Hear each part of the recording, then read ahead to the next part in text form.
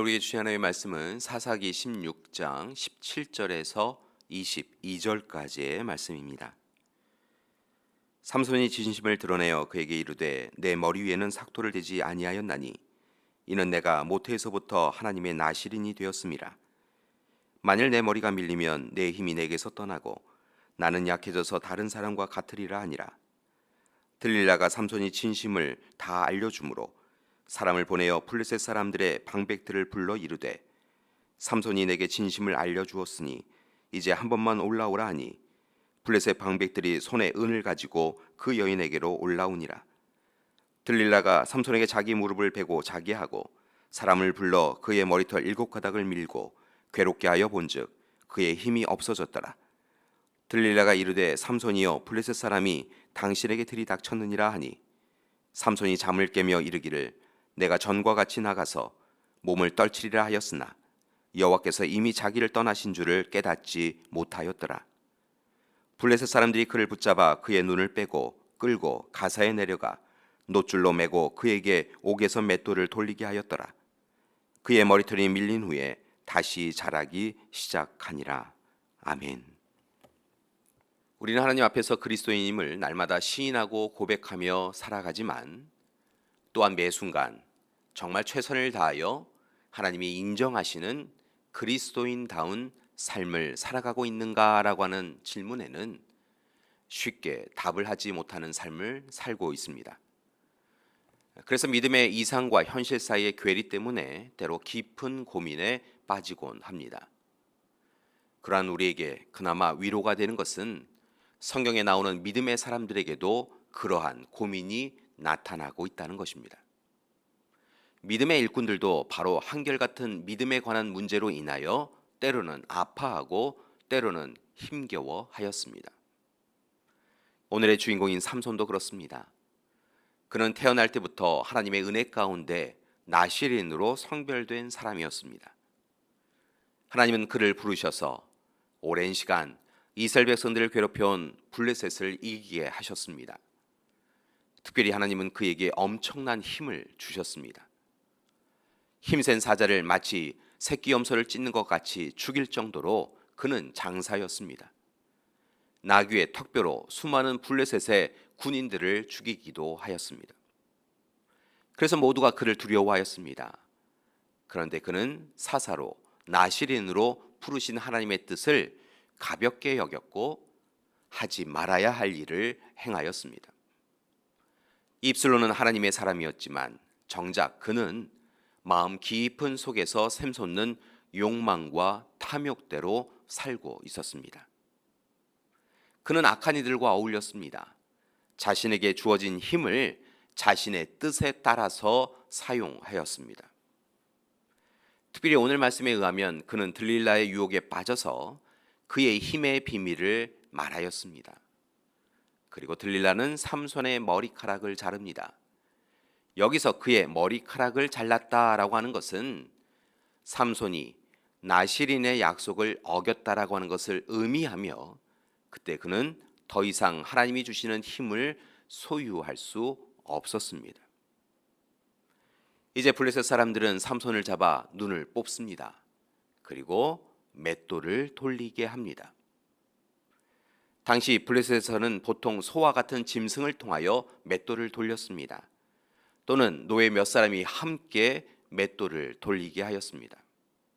그런데 삼손에게 맷돌을 홀로 돌리게 하면서 사람들은 삼손의 실패와 또한 하나님을 향한 조롱을 행하였습니다.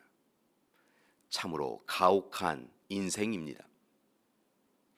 그런데 이렇게 삼손의 실패 이야기로 끝이 난 듯 하였는데 갑자기 한 문장이 22절에 더해집니다.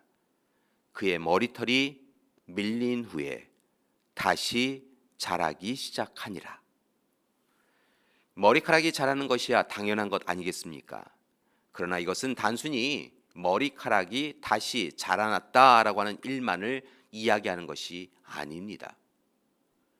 오히려 이 말은 하나님의 부르심을 받았지만 세상에 거하며 세상에 가깝게 살아온 삼손이 다시 하나님 앞에 서서 하나님을 향한 믿음을 세워갔다라고 하는 것을 의미합니다. 그는 비록 육의 눈을 블레셋 사람에 의하여 뽑히는 고통을 당하였지만 이제 비로소 영의 눈을 뜨게 되었습니다. 지금까지 자신 뜻대로 두려움이 무엇인지 모르고 살아온 그가 하나님을 두렵게 여기고 하나님의 뜻을 찾기 시작한 것입니다. 그리고 하나님께 간구하기 시작하였습니다. 그는 지난 시간에 헛되고 악한 삶을 기억하고 회개하였습니다. 나시린으로 사사로 부름받았지만 나시린다운 그리고 사사다운 삶을 살지는 않았던 자신의 삶을 통해 자복합니다.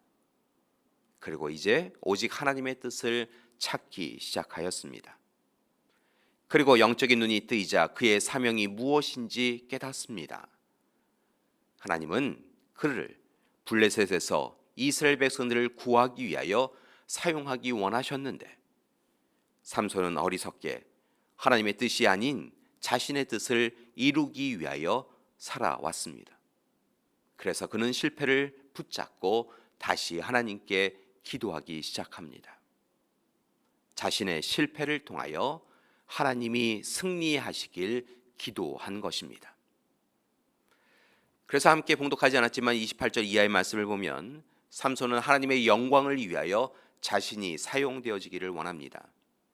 그리고 마침내 그를 얽어매어 두었던 두 기둥, 집을 버티고 있던 두 기둥을 무너뜨려서 블레셋 사람들을 죽입니다.